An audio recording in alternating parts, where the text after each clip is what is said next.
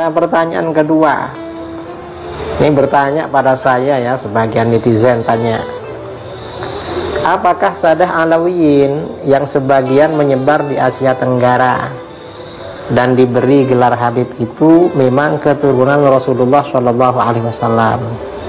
Yang Habib yang asli maksudnya ya. Nah, jawabannya iya, mereka memang keturunan Rasulullah Shallallahu Alaihi Wasallam dari jalur Sayyidina Husain bin Ali radhiyallahu anhuma atau Sayyidina Husain bin Ali alaihi wassalam. Dari jalur itu memang keturunan Rasulullah Shallallahu Alaihi Wasallam. Nah, ada pertanyaan, apa dasarnya bahwa mereka adalah keturunan Rasulullah Shallallahu Alaihi Wasallam? Jawaban kita, para ulama kita seperti Sayyid Murtada Az-Zabidi yang mengarang syarah Ihya Ulumuddin ya. Beliau punya kitab Ithafus Sadah Al-Muttaqin ya.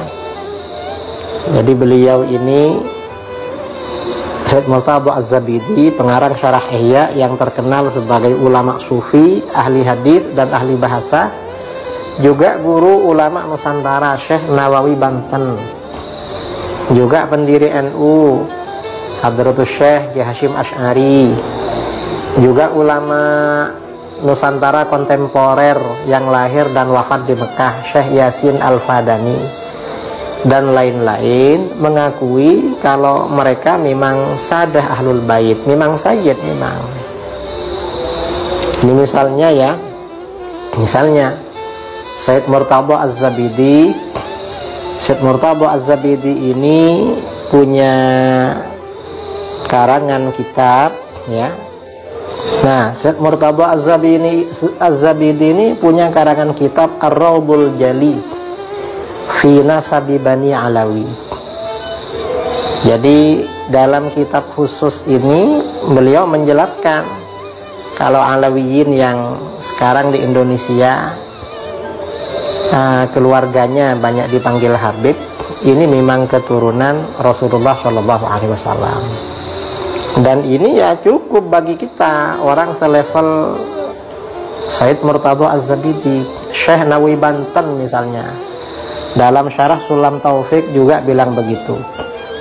Atau misalnya ini ya ulama Mekah, ada pasti ya kalau kiai-kiai di Indonesia terutama yang pernah di pesantren tahu kitab yang namanya Is'adur Rafiq wa Bughyatus Shadiq. Ini syarah Sulam Taufik. Nah, di sini Syekh Muhammad bin Salim bin Sa'id Babusail Asy-Syafi'i, ulama Mekah. Dan kitab ini menjadi rujukan yang otoritatif, yang muktabar di kalangan NU.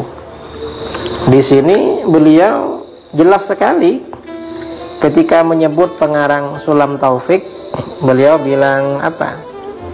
Sayyidi wa sanadi al-Habib Abdullah bin Husain bin Tahir bin Muhammad bin Hashim Ba'alawi qaddasallahu arwahahum. Artinya bagaimana? Is'adur Rafiq ini mengakui kalau ini memang Sayyid, pengarang Sulam Taufik. Ini Is'adur Rafiq. Kiai Hasyim Asy'ari dalam karangannya juga begitu, mengakui juga. Atau misalnya yang modern ya, yang ulama Indonesia yang lahir dan wafat di Mekah, misalnya Syekh Nawawi Banten. Ini saya punya himpunan sanad-sanadnya Syekh Nawawi Banten. Nah, di sini di bagian pertama ketika menjelaskan sanad Sahih Bukhari, Syekh Nawawi Banten ini menjelaskan sanadnya, kata beliau, akhbarana al-allam al-muhaddits al-faqih al-mu'ammar Syekh Umar bin Abi Bakar Bajunaid al-Kindi al-Makki. Kemudian Anis Sayyid Ahmad bin Zaini Dahlan wa huwa an syaikhaihi al-mufti as-Sayyid Muhammad bin Husain Al-Habsyi Al-Makki Asy-Syafi'i. Jadi Syed Ahmad bin Zaini Dahlan ini berguru kepada Syed Muhammad bin Husain Al-Habsyi. Dan ini Syed Muhammad bin Husain Al-Habsyi ini kan ayahnya siapa? Syed Ali bin Husain, Syed Ali bin Muhammad bin Husain Al-Habsyi yang punya Syimtud Durar itu. Dan ini zuriatnya banyak di Indonesia. Nah, ini artinya apa?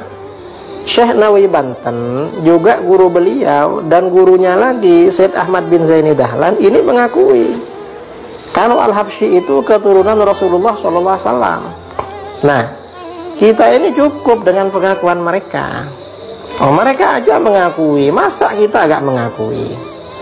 Dan kita di Nahdlatul Ulama, di kalangan pesantren, memang kitab-kitab yang kita pelajari kitab mereka, karangan Syed Ahmad Zaini Dahlan seperti Syarah Jurmiyah, atau muridnya beliau ya, I'anatul Talibin, muridnya Syed Ahmad Zaini Dahlan, Syed Abu Bakar Syata' Dimyati. Pasti mengakui juga sama gurunya Syed Muhammad bin Husain Al-Habsyi. Berarti marga Al-Habsyi ini memang keturunan Rasulullah SAW.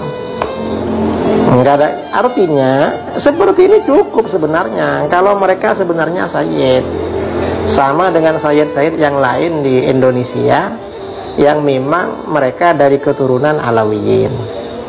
Ada yang menggugat, perlu apa gak perlu pembuktian kitab dari abad keempat. Ya, kalau mau mencari silahkan dicari, tapi ya jangan dipaksa-paksakan cari seperti itu. Karena sekarang ini abad ke-15 Hijriyah, bukan abad ke-5, jauh kalau abad ke-4.